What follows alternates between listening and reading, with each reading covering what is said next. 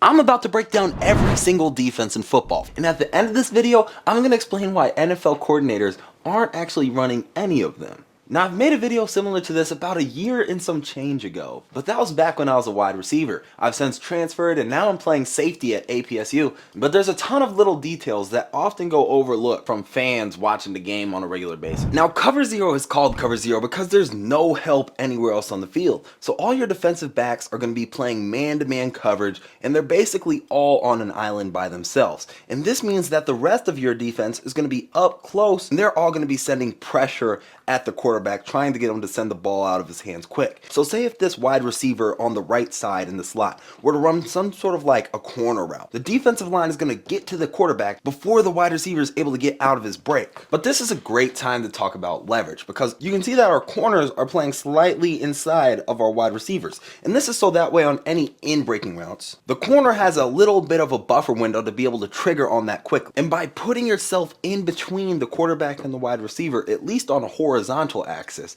you're making it more difficult for him to be able to deliver these quick throws, and we know the quarterback has to throw the quick throws because the deep ones are taken away by the pass rush. But this is where it gets interesting, because you can see the defense has 1, 2, 3, 4, 5, 6 guys rushing at the QB, but the offense also has 6 guys in protection as well, if you count this running back. So on paper, the offense should be able to pick up everybody if they're organized enough, but if you reintroduce this linebacker who's playing man-to-man on this running back, and you allow him to blitz as well, now you can guarantee and peel with this running back. And then you need to tell the left side defensive end to do something similar, because if he sees it cross his face, he needs to expand so that way there's not a wide open guy.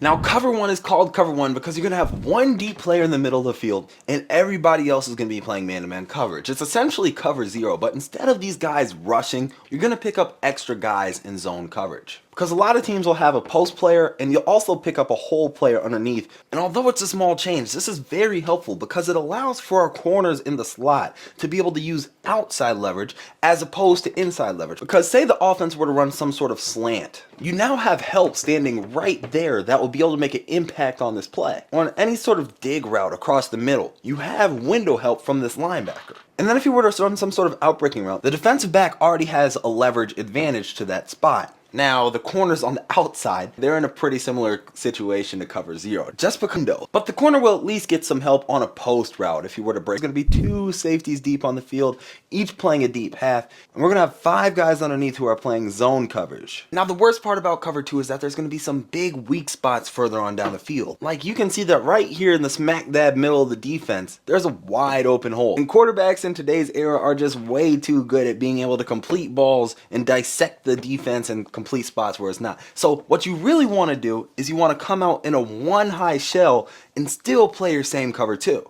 So by showing this 1 safety deep before the play starts and having him drop into a zone like this, and then telling these 2 slot corners to push deep and play their deep half, you can still get the same cover 2 effect with 2 deep zones and 5 underneath. But now you're at least getting the illusion that the middle of the field is closed before the ball is snapped. But there's another layer to cover 2, and this is called our creepers. But there's a lot of NFL coordinators who are telling these defensive ends to drop into coverage and rushing a linebacker instead from the other side. Like Steve Spagnuolo, the defensive coordinator on the Chiefs, he does this a ton. And it really makes that Chiefs defense super versatile. So let's say we instead decided to blitz this right linebacker off the edge, and we're going to push this defensive end on the left side back into coverage. We'll let him take this hook zone, push this left side linebacker to the middle of the field, and tell this high safety to push all the way down to this zone instead. In the quarterback's mind, he's going to see this linebacker blitzing up the field, so he's going to expect that it's pressure and somebody's coming at him quick, only to discover that it's still the 4 guys rushing. So it really puts a lot of pressure on the offensive line as well, because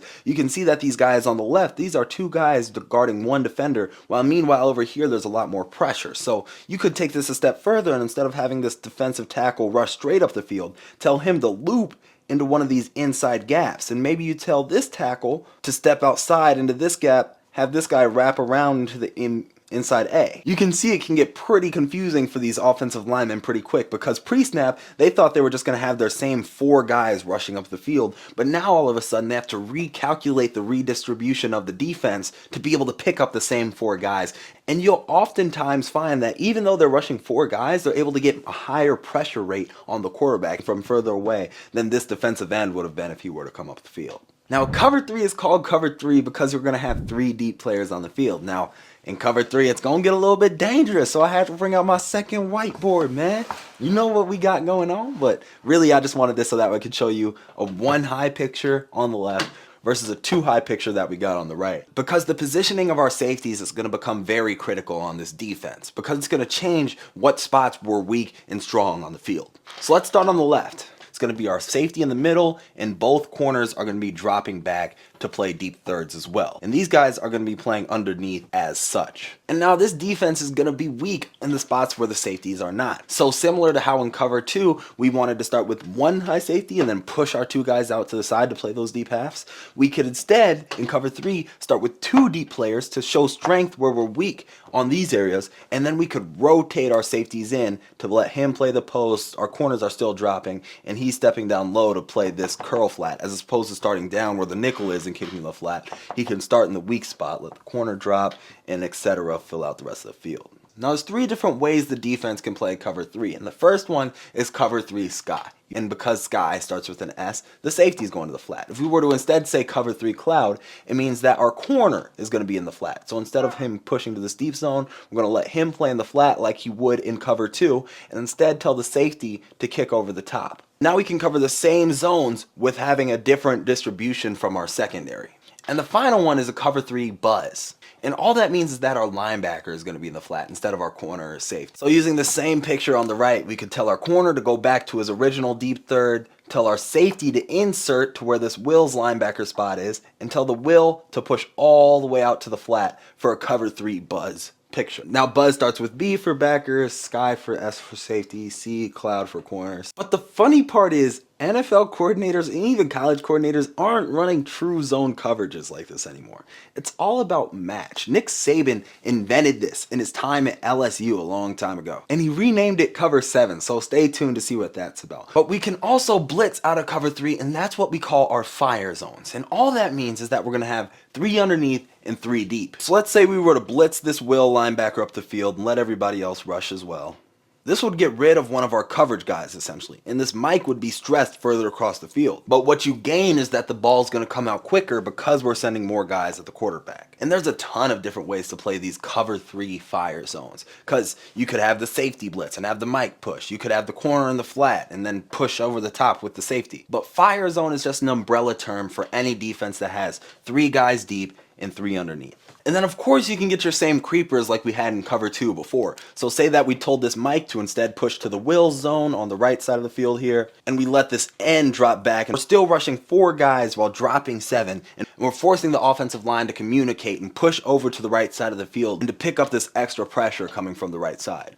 Now cover 4 is called cover 4 because we're going to have 4 deep players on the field. Both of our safeties are going to push deep, and our corners are going to push deep as well. And that only leaves 3 players to play these underneath zones between our 2 linebackers and our nickel defender. So naturally, we're going to be super weak on these wide areas of the field because all 3 of these players are responsible for the run game in some capacity. If this slot receiver were to go and block somebody, then all of a sudden the nickel has to add in, but he's also responsible for any sort of route that's in this flat, at least if you're playing cover 4 as a true zone. What I just drew up is the quarters approach, where everybody just takes what ends up coming into their zone. But if you were to instead play cover 4 match, it gets very interesting very quickly. Instead of dropping into our true zones, we're going to have underneath help, and we're going to tell our safety to match up on this slot receiver, our corner to match up outside as well, and this is going to happen on both sides. Now this essentially just plays as man coverage, but there's a few different wrinkles that make this unique. So let's say the slot receiver on the right were to run a little drag route across the middle. The safety can pass it off to his zone defenders underneath, and now he gets to play zone and help out on any deep routes that might come from this wide receiver 1. But let's say on this left side of the field they ran a sail route with a post over the top. The safety would still own his man and the corner would still run with his as well. But you're going to pick up help from this nickel underneath because he's still dropping in his zone coverage after he gets his run pass read and he establishes that he's not in the run fit. So these match coverages are pretty effective because it allows to get the best parts of man-to-man with the best parts of zone. But I got to go to the other board. So like we said earlier, in cover 4 it's going to be really weak on these sideline areas because we only have 3 underneath defenders. So what this means is if the offense were to run a screen, screen and send this guy out on like a bubble and tell him to block. As soon as this corner triggers up the field, whoever gets here first, it's essentially up to either the strong safety or the will being the next two closest guys, and you can get a lot of yards on these free access plays up the sideline. This means that the defense could potentially change to cover 2 on the fly. So what I mean by that is this corner is going to be reading these two defenders, and if anybody runs a quick route, like any sort of screen or any sort of hitch of one or any sort of out route, this corner isn't going to sink into his zone, but instead he's going to step down and try and cause some chaos on this. Safety's going to rotate over the top to compensate for the corner playing up like that. But then as soon as these guys cross linebacker depth, if they were to run up the field vertically, the corner would instead just take his guy man-to-man, and the safety would match as well. So Palms is one of the most versatile defenses because it allows you to change your weak spots in real time depending on what route concepts the offense run. And there's not too many other coverages that do that. At least not until we get to cover 7. Cover 5 is also known as cover 2 man. I've heard a lot of teams call it both, and on Madden it's called 2 man, but all it means is that you're going to be playing man to man on everyone underneath, and you're going to get your 2 zones over the top. Now this is different than cover 1 where we had our 1 post play in the middle because it's going to change our leverage that we're allowed to use. So as I drew it up here, our slot corners are playing an outside leverage because before in cover 1 they had this whole player here in the middle of the field. But now they're instead going to be able to play inside leverage because they want to force these routes to go into their deep help. And it's standing in a different spot than in the middle of the field beforehand. But more important than this is that these guys are going to be in a trail technique. So say that this wide receiver on the left side of the field ran a dig route across the middle. In any other defense, you would want this DB to stay on top, so that way if he were to catch the ball, he would be there to make the tackle and not let it get deep. But in a cover 2 man, in a cover 5 picture, it's actually okay for him and more favorable for him to try and undercut this because he still has 2, so that way if he were to catch the ball, he would be there to make the tackle and not let it get deep. But in a cover 2 man, in a cover 5 picture, it's actually okay for him and more favorable for him to try and undercut this because he still has 2 guys playing over the top that are ready to make this tackle if something were to happen and he gets loose. And this also allows for the defensive back to be in the passing window, so by trailing and being on the low hip of this wide receiver as opposed to being on the top hip, he's going to find himself being able to make more plays on the ball. And then your corners on the outside are going to be able to use outside leverage because they have the same relationship to their cover 2 safety as the slot corners did in cover 1 when he was standing in the middle of the field. Now, yes, you're still vulnerable to this slant because it's a lot of space and there's no hole player underneath. But if you're calling cover 2 man, it's not because it's 3rd and 3 and you think they're going to run this slant. It's because there's a lot of space left on the field and you want to match up to your guys and you think they're going to go deep. Know that this is extremely vulnerable to the quarterback run. If the quarterback escapes this pocket out to the side and the D end isn't able to hold the edge, there's nobody else really there except for his deep half player, because say that they ran a dragon concept across the middle like this.